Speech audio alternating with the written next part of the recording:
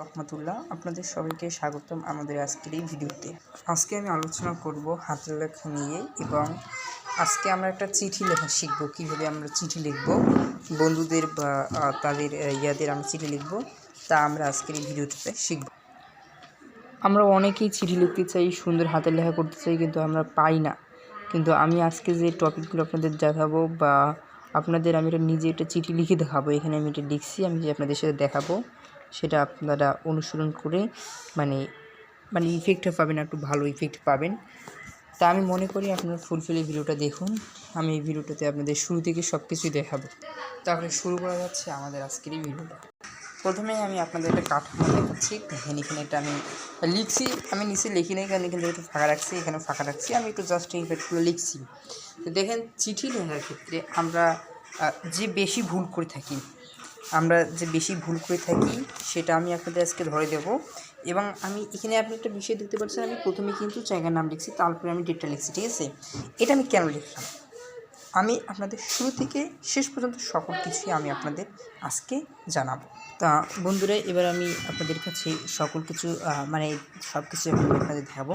তা প্রথমে আমরা ব্যক্তিগত যে চিঠি বা আমি যে চিঠি নিয়ে আজকে আমি আলোচনা করব, সেই চিঠি আমরা কীভাবে লিখবো এটা নিয়ে আমি আজকে প্রথম যে আপনাদের কাছে নিয়ে এসেছি, এটা একটু দেখেন। তা এই যে ব্যক্তিগত পত্রের শুরুতেই মঙ্গলসূচক শব্দ ব্যবহার করতে হবে। আপনারা যদি ব্যক্তিগত চিঠি লিখেন বা সেগুলো জানেন, তাহলে আপনাদের অবশ্যই এই মঙ্গল যে সূচক সেগুলো ব্যবহার করতে হবে। পত্রলেখক বা পত্র প্রেরণার ঠিকানা ও তারিখ পত্রের উপরের দিকে কোন বরাবর লিখতে হবে, এদিকে বা এদিকে যে কোনো একদিকে আপনি লিখবেন, ঠিক আছে? এটা আপনার নিজস্ব। এক্ষেত্রে ঠিকানা লেখার পরেই কিন্তু তারিখ লিখতে হবে। এই যেখানে ঠিকানা লেখার পরেই কিন্তু তারিখ লিখতে হবে। তাহলে আপনারা বুঝতে পারছেন, প্রথমেই যারা তারিখ নেয় এটা কিন্তু ঠিক না।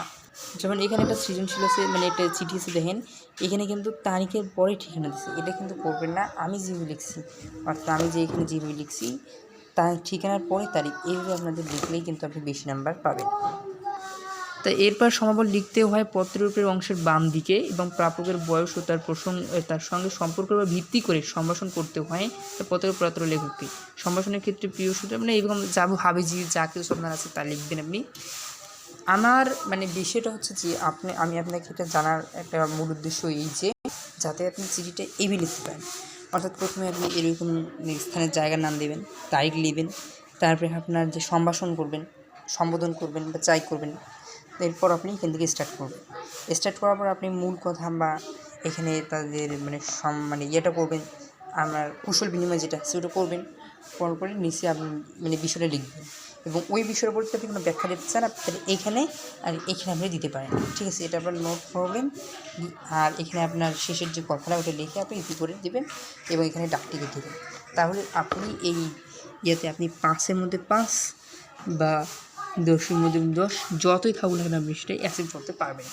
তো বন্ধুরা, আপনারা যদি এরকম ভিডিও পেতে চান আরও, তাহলে আমাদের চ্যানেলটাকে সাবস্ক্রাইব করবেন এবং আমার পাশে থাকবেন এবং ভিডিওটা কেমন হলো সেটা আমাকে কমেন্ট করে জানাবেন। সবাইকে ধন্যবাদ।